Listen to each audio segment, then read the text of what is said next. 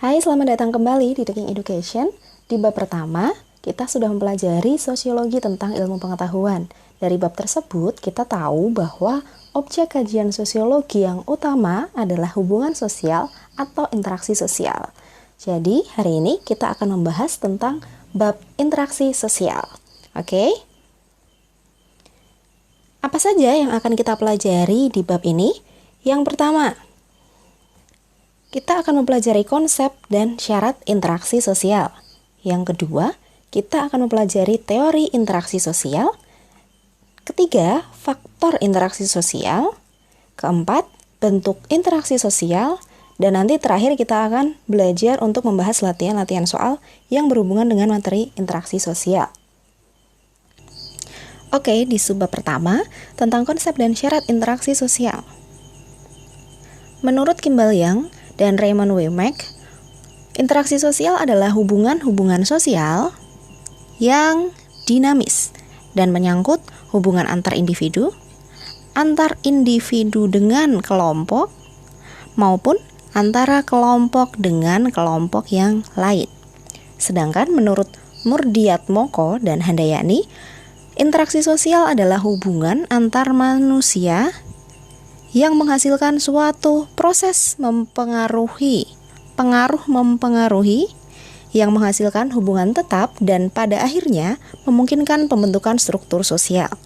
Jadi, bisa kita simpulkan bahwa interaksi sosial adalah hubungan timbal balik atau saling mempengaruhi yang terjadi antara individu dengan kelompok, maupun kelompok dengan kelompok.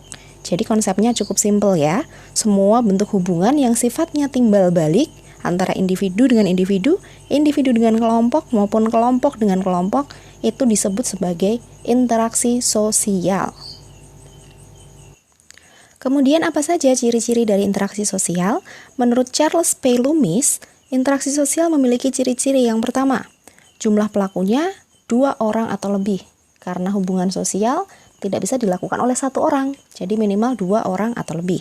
Yang kedua, terdapat komunikasi dengan menggunakan simbol atau lambang. Bahasa itu termasuk simbol ya. Yang ketiga, adanya tujuan yang akan dicapai. Dan yang keempat, terdapat dimensi waktu meliputi masa lalu, masa kini, dan masa datang yang nantinya akan menentukan sifat dari interaksi yang sedang berlangsung. Nah, tentang sifat interaksi sosial ini, ada 5 sifat interaksi sosial.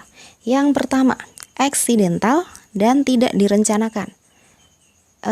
Interaksi sosial ini terjadinya secara spontan, tiba-tiba, tidak ada perencanaan maupun kesengajaan.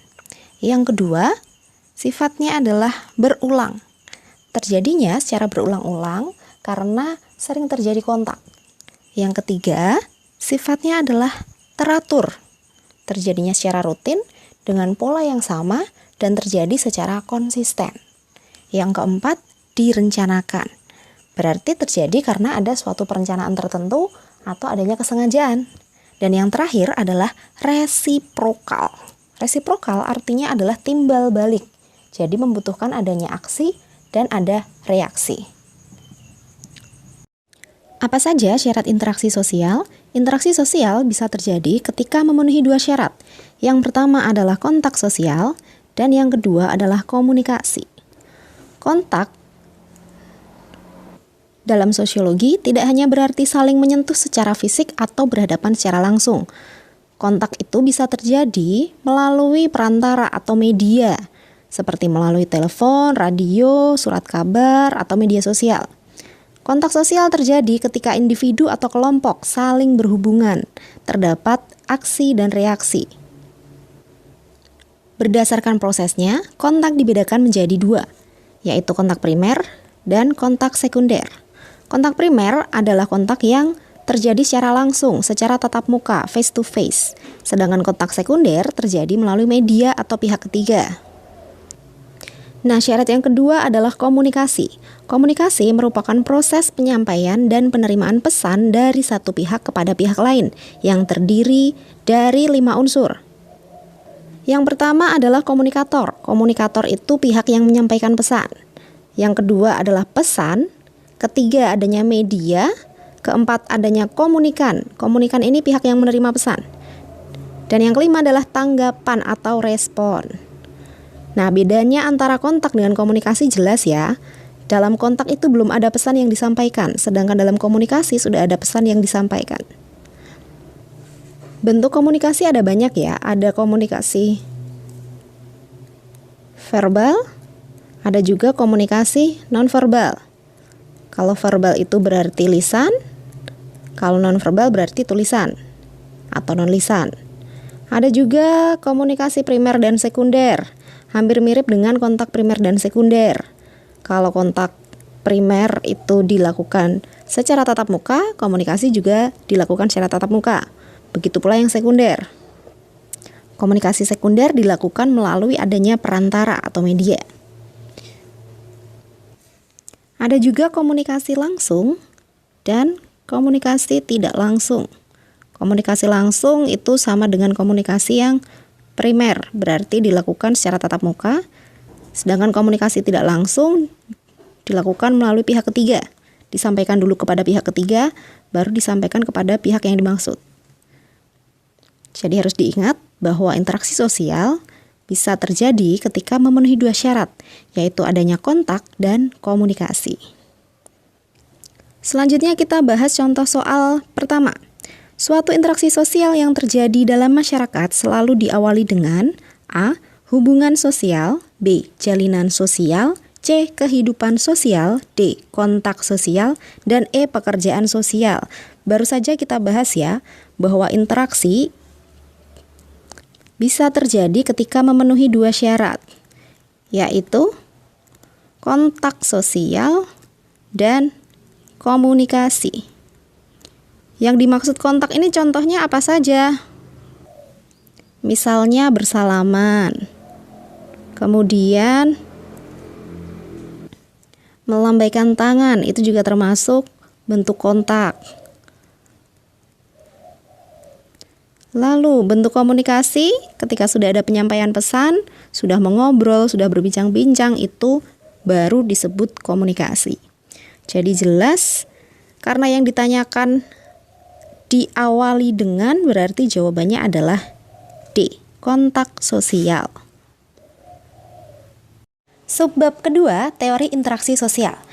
Teori yang pertama adalah teori interaksionisme simbolik yang dikemukakan oleh George Herbert Mead. Dasar pemikiran dari teori ini adalah bahwa interaksi sosial menggunakan simbol-simbol atau tanda-tanda. Menurut teori ini, simbol diartikan sebagai sesuatu yang maknanya diberikan padanya oleh seseorang yang menggunakannya. Jadi makna simbol tidak ditentukan oleh sifat maupun bentuk fisik dari sesuatu itu. Oke? Jadi maknanya bahkan tidak ada kaitannya dengan sifat-sifat yang secara intrinsik melekat pada sesuatu itu. Ya. Pokok pemikiran dalam teori interaksionisme simbolik ada 3. Yang pertama, manusia bertindak atau act terhadap sesuatu atau thing atas dasar makna yang dimiliki sesuatu itu baginya, berdasarkan meaning. Jadi manusia bertindak terhadap sesuatu atas dasar makna yang dimiliki sesuatu itu baginya. Ingat ya, makna yang diberikan tidak terkait dengan sifat maupun bentuk fisiknya, tetapi makna diberikan oleh penggunanya. Yang kedua, makna yang dimiliki sesuatu itu berasal dari interaksi sosial antara seseorang dengan orang yang lain. Jadi akibat interaksi antar anggota masyarakat yang kemudian memunculkan makna yang dimiliki oleh sesuatu itu. Dan yang ketiga, makna diperlakukan atau diubah melalui proses interpretasi atau penafsiran atau penerjemahan. Oke, bisa dipahami ya 3 pokok pemikiran dalam interaksionisme simbolik ini. Kita ambil contoh misalnya binatang sapi. Teman-teman tahu tentang sapi bukan? Nah, kita ambil contoh kasusnya sapi berdasarkan penggunanya umat Islam dan umat Hindu. Bagi umat Islam, ketika hari raya Idul Adha, sapi itu boleh disembelih, bahkan kemudian dagingnya dibagi-bagi sebagai wujud rasa syukur, kemudian rasa berbagi dengan orang lain supaya orang lain bisa merasakan kebahagiaan. Dan berkurban sapi atau menyembelih sapi itu bisa disimbolkan sebagai menyembelih hawa nafsu binatang di dalam diri umat Islam, seperti itu. Berbeda dengan makna yang kemudian dimaknai oleh umat Hindu, karena bagi umat Hindu, sapi adalah binatang yang suci, jadi tidak mungkin boleh disembelih. Oke, bisa dipahami ya, jadi tergantung pengguna atau pemakainya, sesuatu bisa memiliki makna yang berbeda. Maka kemudian, tindakan yang dilakukan terhadap sesuatu itu pun akan berbeda. Teori yang kedua adalah teori dramaturgi, yang dikemukakan oleh Erving Goffman. Secara ringkas, teori dramaturgi didasarkan pada pandangan bahwa kehidupan sosial dapat diibaratkan dengan serangkaian pertunjukan drama dalam sebuah pentas seni. Dalam menggambarkan interaksi sosial, teori dramaturgi mengumpamakan pertunjukan seni di panggung lengkap dengan bagian-bagiannya. Nah, interaksi sosial berlangsung dalam bagian-bagian berikut ini. Yang pertama adalah adanya panggung depan atau front stage. Panggung depan merupakan bagian pertunjukan yang berfungsi mendefinisikan situasi penonton. Kalau dalam kehidupan sehari-hari, berarti panggung depan ini adalah peran yang harus dijalankan oleh seorang individu. Jadi kalau panggung depan itu seseorang sedang berakting. Konsepnya seperti itu. Yang kedua adalah panggung belakang. Panggung belakang merupakan ruang tempat berjalannya skenario atau rahasia pertunjukan. Kalau dalam kehidupan sehari-hari, maka panggung belakang ini adalah karakteristik asli atau karakteristik personal dari seorang individu. Dan biasanya panggung depan dengan panggung belakang ini akan berbeda. Seseorang dengan karakteristik aslinya tidak akan menunjukkan karakteristik tersebut ketika ada di panggung depan, ketika sedang menjalankan peran yang ada di front stage. Seperti itu. Kita ambil contoh, misalnya seorang pegawai bank, seorang customer service di sebuah bank. Dalam perannya di panggung depan, maka maka CS ini akan menjalankan peran dan tugasnya dengan baik.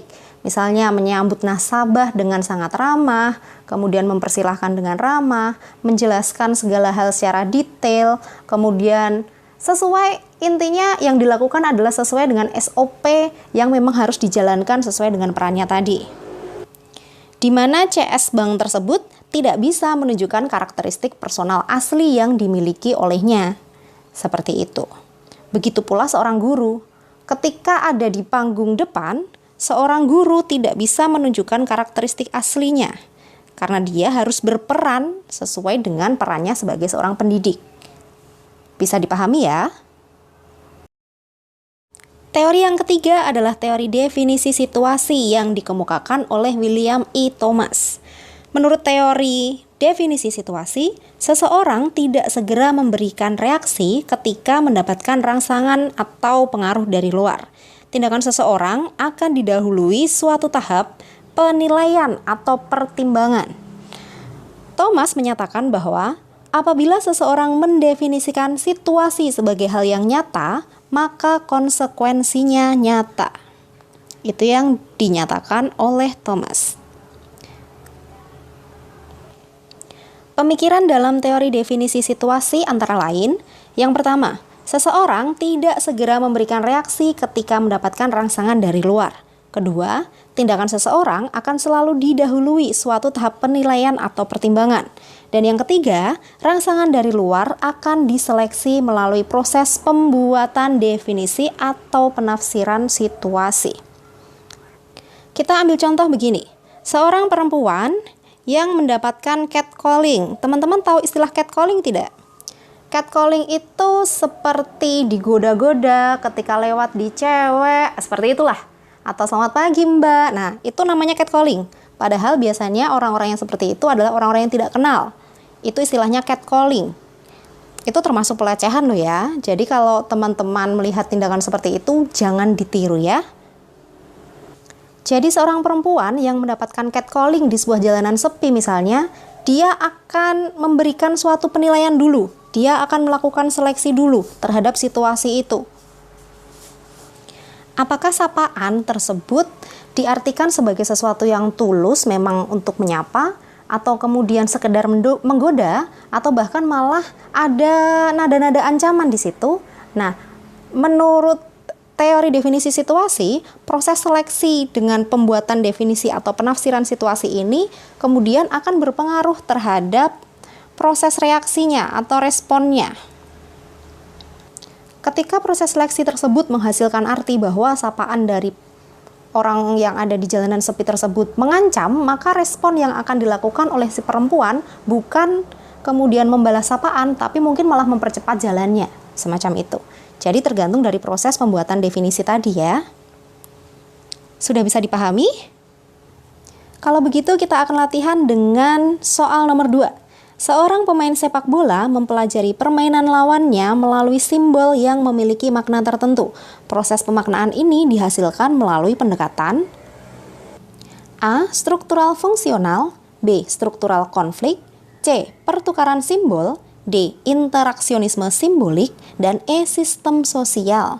Kata kuncinya ada di sini, simbol yang memiliki makna tertentu.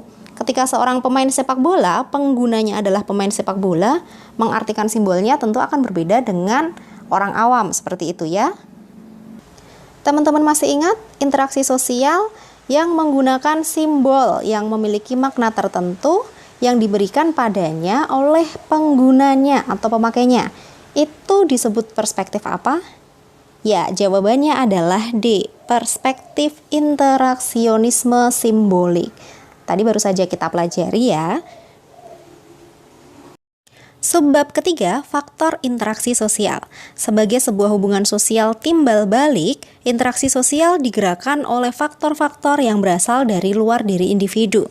Faktor-faktor yang mempengaruhi terjadinya interaksi sosial antara lain. Yang pertama adalah imitasi. Imitasi adalah proses meniru sikap, tindakan, tingkah laku, maupun penampilan fisik orang lain. Imitasi bisa berdampak positif apabila yang ditiru adalah objek yang positif. Sebaliknya, imitasi juga bisa berdampak negatif apabila objek yang ditiru adalah hal yang negatif. Maka imitasi dapat berwujud positif maupun negatif tergantung dari objek yang ditirunya itu. Faktor yang kedua adalah identifikasi. Identifikasi merupakan kecenderungan atau keinginan dalam diri seseorang untuk menjadi sama atau identik dengan orang lain, atau kita sebut sebagai idolanya. Nah, identifikasi adalah bentuk lanjutan dari proses imitasi, namun sifatnya lebih mendalam, karena seseorang mencoba menempatkan diri dalam keadaan idolanya itu. Jadi apa bedanya antara proses imitasi dengan proses identifikasi? Proses imitasi itu menirunya secara sebagian. Kebanyakan adalah penampilan fisiknya. Sedangkan proses identifikasi menirunya secara keseluruhan yang disertai dengan pemaknaan yang mendalam. Karena ingin menjadi sama atau identik dengan idolanya itu. Idolanya itu tidak hanya ditiru, tetapi benar-benar kemudian dijiwai oleh si orang tersebut. Karena menjadi role model atau panutan atau teladan untuk kehidupan orang tersebut. Faktor yang ketiga adalah motivasi. Motivasi merupakan dorongan, rangsangan, atau pengaruh yang diberikan agar pihak yang menerima motivasi melaksanakan pesan dalam motivasi secara rasional dan bertanggung jawab. Ini mirip dengan faktor yang keempat, yaitu sugesti. Sugesti adalah pengaruh atau pandangan yang diberikan dengan cara tertentu, sehingga orang yang menerima sugesti mengikuti pengaruh atau pandangan itu tanpa pertimbangan yang mendalam. Nah, sama-sama berupa dorongan ataupun rangsangan. Asalnya bisa dari dalam individu maupun dari luar individu. Yang membedakan antara motivasi dengan sugesti adalah motivasi diterima secara rasional dengan pertimbangan yang masuk akal. Berbeda dengan sugesti yang disampaikan dengan cara-cara sedemikian rupa sehingga seseorang menerimanya tanpa pertimbangan rasional. Maka sifatnya kita menerimanya secara tidak rasional atau irasional. Seperti itu. Faktor yang kelima adalah simpati. Simpati merupakan proses seseorang merasa tertarik dengan orang lain yang membuatnya seolah-olah berada dalam keadaan orang lain itu. Jadi secara simpel, simpati bisa dikatakan ikut merasakan keadaan orang lain. Perasaan ikut merasa ini didasari oleh keinginan untuk memahami pihak lain, untuk memahami keadaan atau kondisi dari pihak lain.